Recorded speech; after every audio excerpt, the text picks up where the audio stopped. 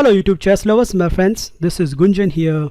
Welcome to the 17th episode of Dirty Chess Tricks.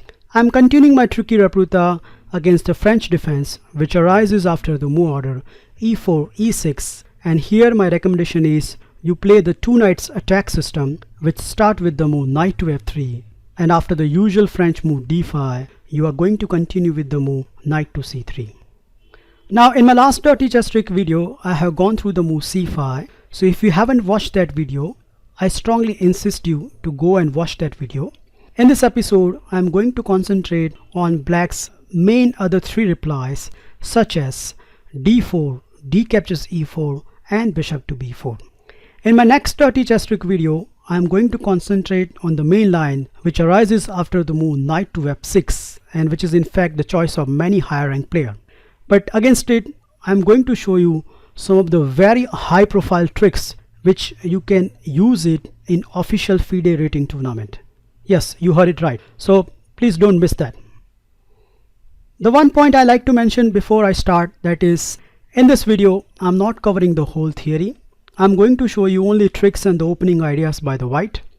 If you want to add this repleta in your own games, then I'm strongly insist you to go through the theory section of this line.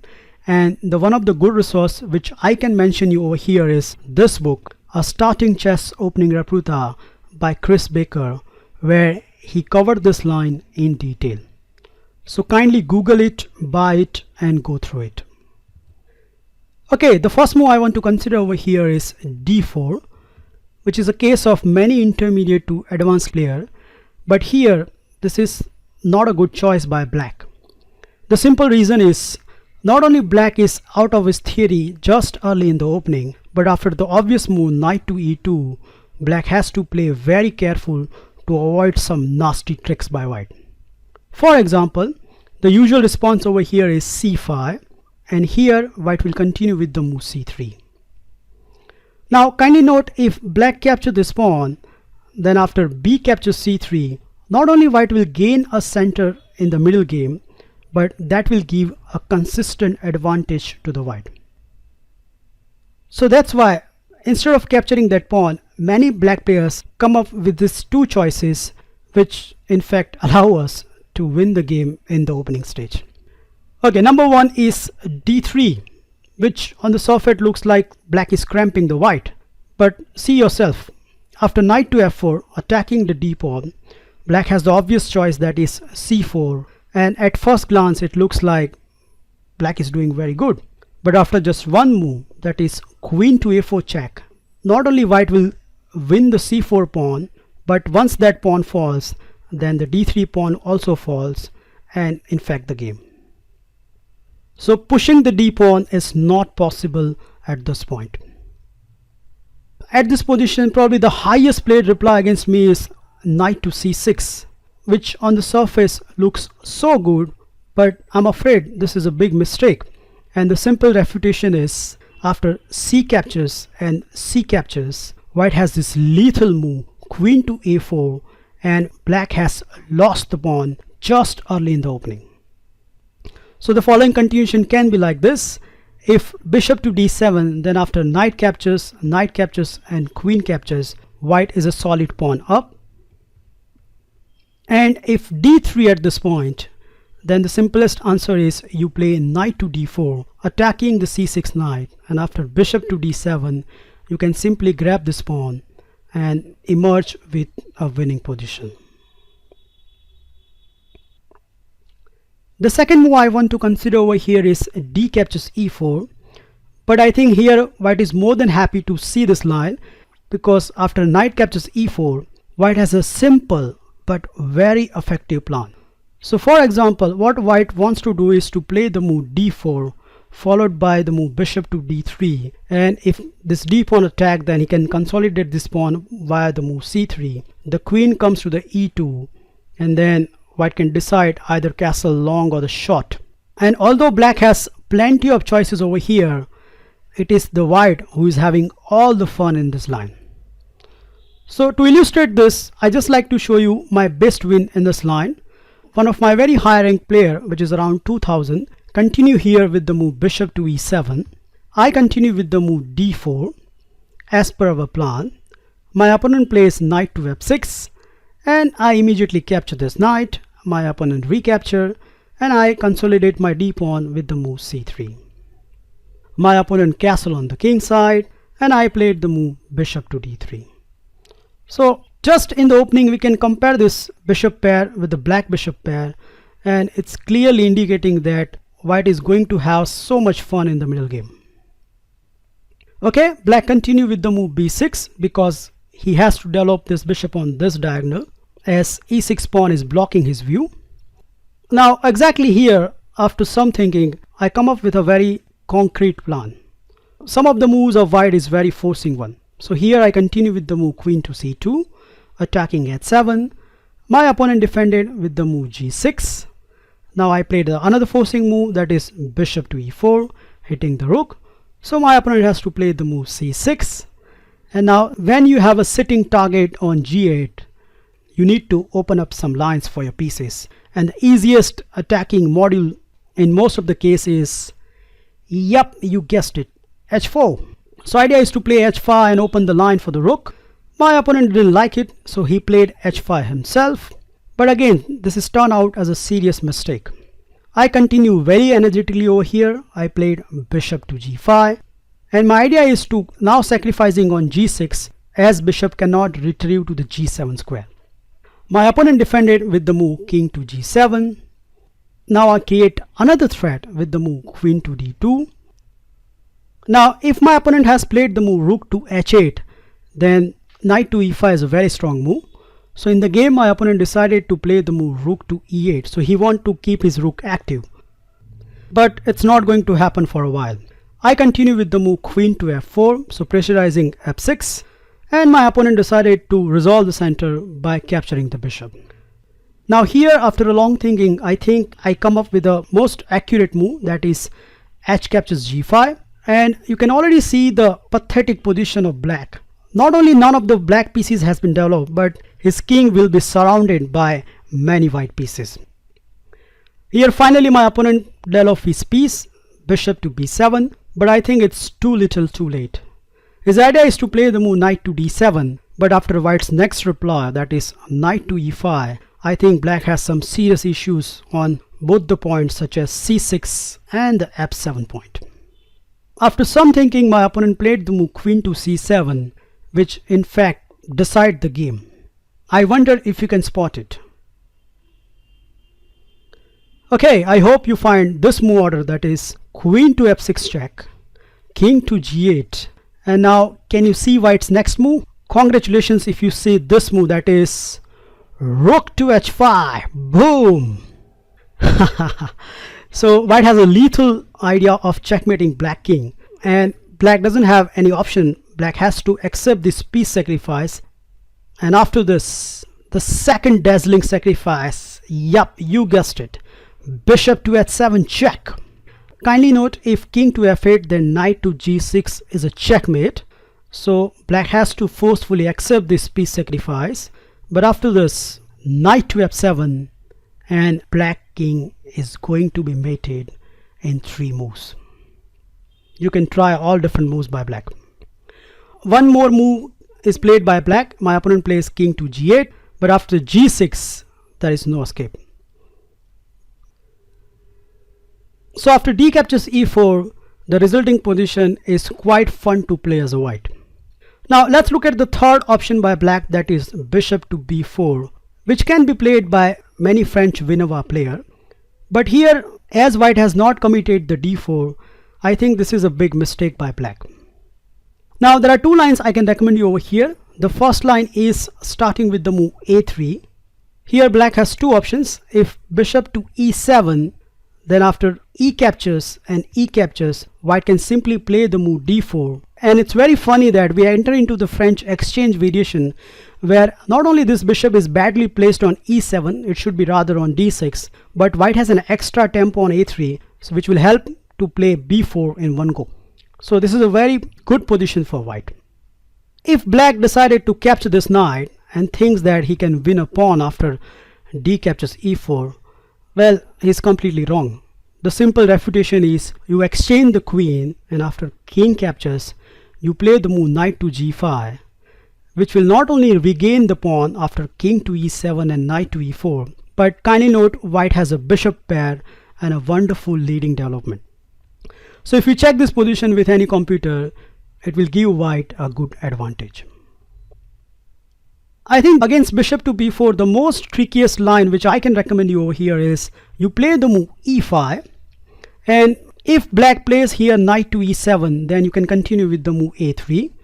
But what I found with my own experience is many French Vinova player, they just automatically continue with the move c5, and this is exactly we are hoping for.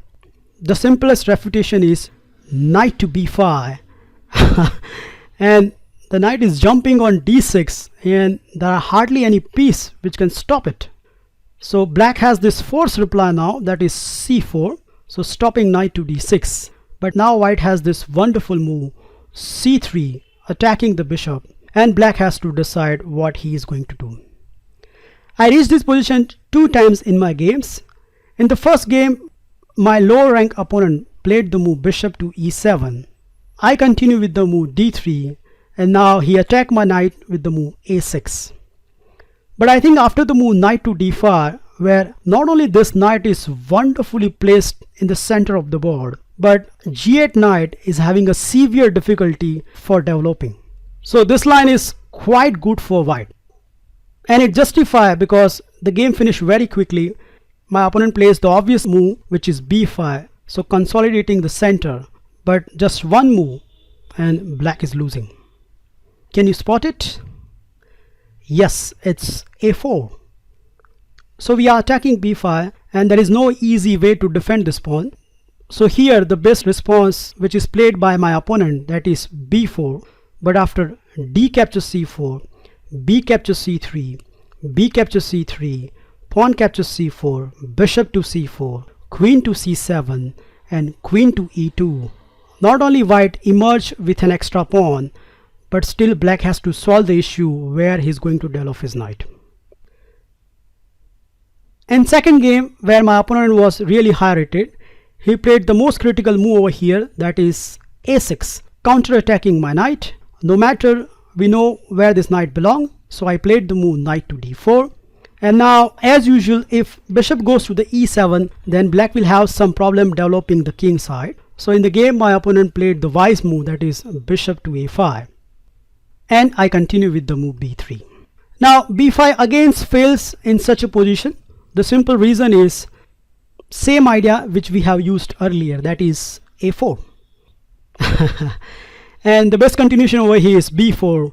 Afterwards, pawn captures, bishop captures and pawn captures. White emerged with a pawn advantage. So obviously in my game, my opponent doesn't play that. He played the obvious move, that is c captures b3. I captured with my a pawn, and now he played the move knight to e7. So this is pretty much most likely move order you are going to face, because what black wants to do is to quickly castle on the king side and then start doing counter-attacking on white queen side. Well, I'm afraid our tricks are not over yet. White has this lethal move bishop to d3 and black cannot castle. That's right, black cannot castle. Why? Okay, here is why. If black castle, then can you guess white's next move? Nope, you are wrong. It's not bishop h7. There is a stronger move than bishop to h7, that is rook to a5. Well, what's the idea? The idea is to draw black queen on the other side of the board, and now you do bishop to h7. Kindly note, if king to h8, then knight to g5 and followed by queen move, which will almost kill the black. So here black has to accept this piece sacrifice, that is king to h7. Afterwards, we are going to play knight to g5 check. And now if king to g8, then queen to h5 is a very strong move. So in this game, my opponent continue with the king march, that is king to g6, attacking my knight. No matter the typical move in this kind of scenario, that is queen to g4. So we are trying to get a discover attack to the black king. My opponent responded over here with the move f5, but I think this is too much ambitious. I played the most accurate move in this position, that is queen to h4, and now there are some serious checkmate threats on the black king. In the desperation, my opponent plays queen to a1, which I think allow me to finish him very quickly. Now before I show you, I like you to pause this video and find out a checkmating sequence. Okay, I hope you find this move order, that is queen check, king captures, and now the super accurate move, yup, knight to f3. No matter where king goes, for example in this game my opponent plays king to f4, but after queen to h5, it's a checkmate. So if black castle early at this point, then he will be in a huge trouble. So some of you might think, well, what happens if black plays the move h6, which is obvious choice of many French players before they do castle. Well, against this we have a very sneaky trick, and it starts with a very simple move, castle. Now no matter how black respond to this, for example black can castle here immediately or play knight to c6 and then castle, but against either of this idea white has a very good reply. Now I get a victim in this line just before recording this video, so I like to show you this game where my opponent continued with the move castle on the king side. I played the move bishop to b1, and now he continued with the move knight to c6. So at first sight it looks like black is doing very good, but after white's next reply, that is queen to c2, whoa, so we have a bazooka looking at black king side, and I think it's going to be very hard for black to defuse this. My opponent feel the heat immediately, so he played the move g6. I continue with the move capturing the knight first. He recaptured with the b pawn, and now the obvious response, d4. Not only consolidating the center but hitting that 6. My opponent defended with the move king to g7, and now no prize for guessing white's next move, which is very obvious when you're doing a kingside attack. Yup, you throw your h-pawn. So idea is to weak black king side and then launch a devastation there. As usual my opponent see this, so he stopped himself by playing h5, but I think this is again a serious error, and which allow me to play very aggressively. So I continue here with the move bishop to g5. Now white has a simple threat of capturing the knight and then capturing the bishop, so my opponent drop his bishop back to the b6. I continue with the move bishop to f6 check, and after king to h7 I played a very sneaky but cunning move queen to e2. Now I don't know whether my opponent was exhausted by his very cramped position, but he played a very casual move, that is queen to c7. Probably he wants to unpin his knight, but the end is near.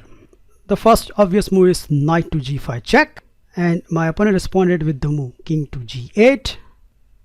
And now the final puzzle of the video. Take some time out and find the best move over here for the white. Okay, I hope you find this move, that is boom. What a wonderful move to play on the board, and I feel very proud about this move. However black responds, the next move is checkmate. That's the beauty about this move. Probably the best of it if black captured this queen, but after bishop to h7, I think your opponent is not going to sleep at the night if you're doing such a wonderful checkmate. That's it guys, I hope you enjoy and learn something from this video. Feel free to like, subscribe and comment on my video, and I'll meet you in my next episode very soon. Bye and take care. Counter was initially introduced at the Adelaide and it won a consolation prize, and during that time people were thinking that this is a complete reputation to the King's Gambit. A very amazing move by the Spassky, which is c cross d3. And at the first sight it looks like very suicidal, because